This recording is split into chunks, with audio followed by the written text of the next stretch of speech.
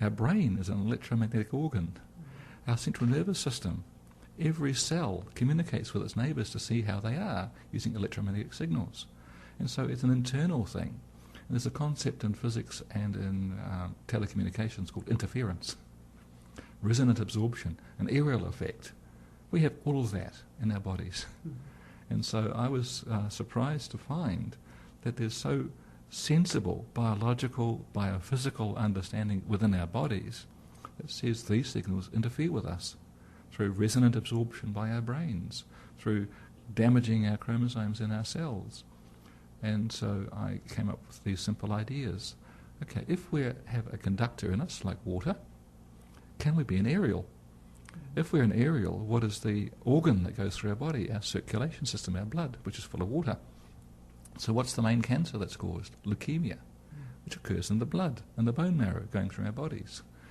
And so whether we're going under power lines with these fields causing an induced field in our bodies with a current flowing down our body to earth, or we're standing in a radio field that hits us, gets absorbed in our body and causes a current to flow to earth, same thing, then we get leukemia. In our sensitive brains, we get brain cancer.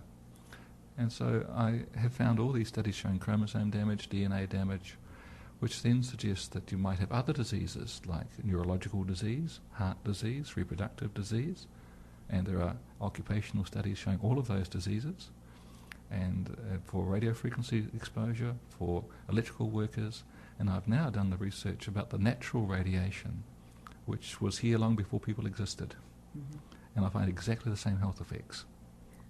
Really? So, I would like you to talk about that, the health effects from what? I mean, when you say natural, and I know that you've been doing research about the effects of the sun and all kind. Well, you explain it because I don't know that much, but it's very interesting and important. Yes, well, it's a phenomenon which was first thought about by Professor Schumann in Germany in the post-war period, and so they are termed the Schumann resonances. And they are produced by thunderstorms, and most of the thunderstorms in the world are near the equator, that are the lightning's going bang, bang, bang, bang, bang, and it radiates energy out. It's strapped between the ionosphere and the Earth and goes around the Earth at the speed of light. And if you work that out, it goes around 8 times a second, 8 cycles per second. And then there are harmonics at about 14 and 21 and 22 and 26 cycles per second. And I noticed the similarity between the human EEG in our brains, the brain waves, and these frequencies. And I went back to the Schumann research from the 1950s in Germany and found that they had said that there is a very strong similarity between the human brain waves and the Schumann resonances. So let's do some research to see whether can we alter them by external signals. And they found that the nighttime dominated signals are less than 5 cycles per second. In the daytime are typically 10 cycles a second and more. And they exposed students to 3 cycles per second signals and slowed them down, and 10 cycles per second and sped them up. You mean so their behavior, their thinking, everything in all their bodily functions speed up or slow down? Their brain waves speed up, and their calculation ability gets faster and slower.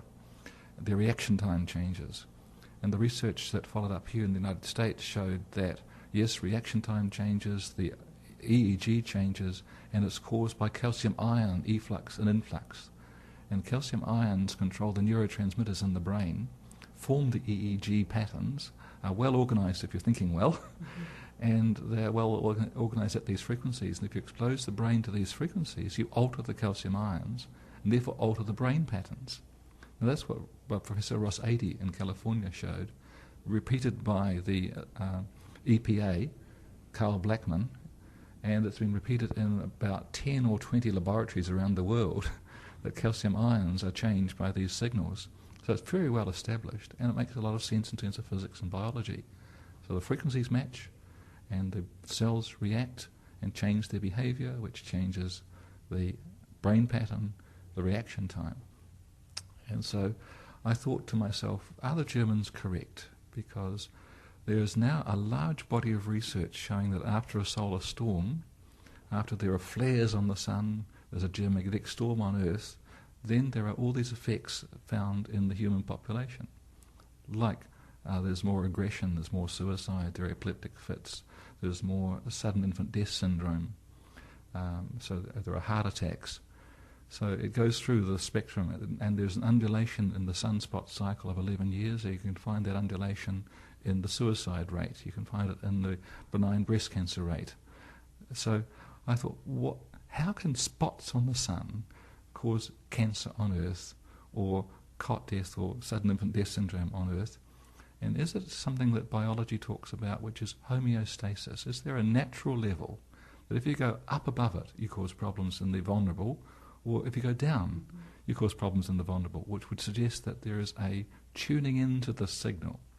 And that's what the Germans were saying. This signal synchronizes the timing of our brains. I said, well, if that's the case, then if it changes, it might change our hormones. And the most recent research in Colorado shows electrical workers have all sorts of reduced melatonin. That's our day-night neurohormone. It works with the serotonin. Serotonin is the daytime hormone, melatonin the nighttime hormone. They showed that electrical workers had reduced melatonin, and when they used their cell phones, they had reduced melatonin, and they found this undulation which didn't relate to any of those factors. So they related it to geomagnetic activity, the solar activity effect on the ionosphere and our magnetic field. And that showed the higher the geomagnetic activity, the lower the melatonin in those workers. And a dose response, which is a very strong connection.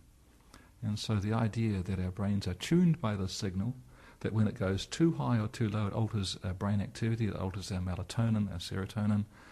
That means that all the things that our daily cycle changes, you go to sleep, your brain slows down, your heart slows down, your breathing slows down, your stomach slows down, because it's connected to your body by the serotonin melatonin system.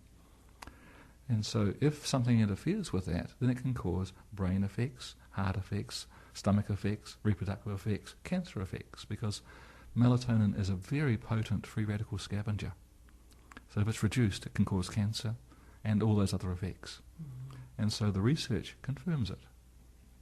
And then I said, if that's true, then in occupational exposures that are 1,000 times higher to 1,000,000 times higher, the same effects should be found, and they are. And from RF, radio frequency radiation, microwave radiation, the effects should be found, and they are much higher, which is sensible because they impact your body much more strongly. Wow, well, this is really a lot to take in, Dr. Neil Cherry.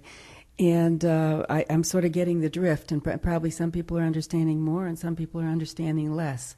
So, but I'm getting that there's a huge amount of evidence, and incontroversial amount of evidence to show that there are connections between our environment and our brains and our thinking and sleeping and behavior.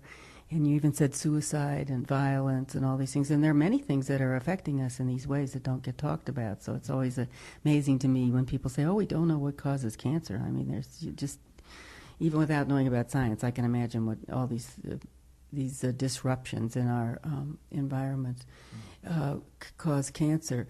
So how, if you would say more about what, how this is affecting our lives, and I mean, we're speaking on the radio here. People are hearing us on the radio. Should we turn off the radio and not talk on the radio anymore? I've always heard that sunspots affect shortwave reception, and it didn't mean a thing to me. But so I guess in the short time we have, we can only say that there's just a lot of, besides what you've already explained, that there's a lot of connections between these things, and then there's the political aspect and the health aspect that doesn't get paid attention to. So if you could talk a little bit about that and leave some time about what you think we could do instead, because I know that you work with solar energy and wind energy and have some ideas about what how we can do it differently so it will be not bad for our health.